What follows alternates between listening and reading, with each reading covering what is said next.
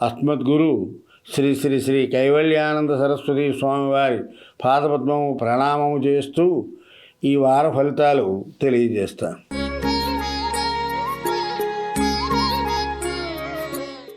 సింహరాశి. మఖ 1, 2, 3, 4 పాదాలు, పుబ్బ 1, 2, 3, 4 పాదాలు, ఉత్తర 1వ పాదం. ఈ రాశి వారికి ఈ వారం ద్వితీయ కుజుడు కారణంగా దేహంలో బలహీనత, మనక్లేశము, దుర్మార్గుల సావాసము, చెడు అలవాట్లకు లోనవుతారు. ఉన్నతాధికారులతో భేదాభిప్రాయాలు ఏర్పడే సూచనలు ఎక్కువగా ఉన్నాయి. అనవసరమైన ప్రయాణాలు చేయవలసి వస్తుంది. దానివల్ల శాంతి ఉండదు.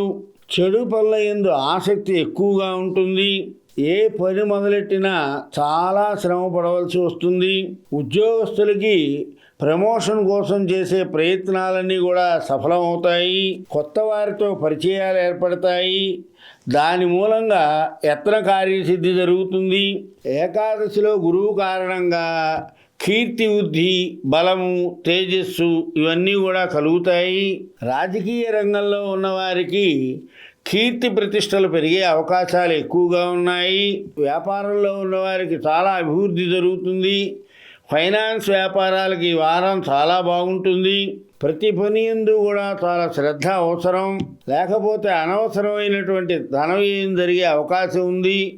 తొందరపడవద్దు. పిల్లల విద్యా విషయంలో శుభవార్తలు వినే సూచనలు ఎక్కువగా గోచరిస్తున్నాయి. ఈ రాశివారు లలితా సహస్రనామాన్ని పారాయణ చేయండి. చదవడం రానివారు శ్రీమాత్రే నమః అని 108 సార్లు అనుకుంటే మంచి జరుగుతుంది.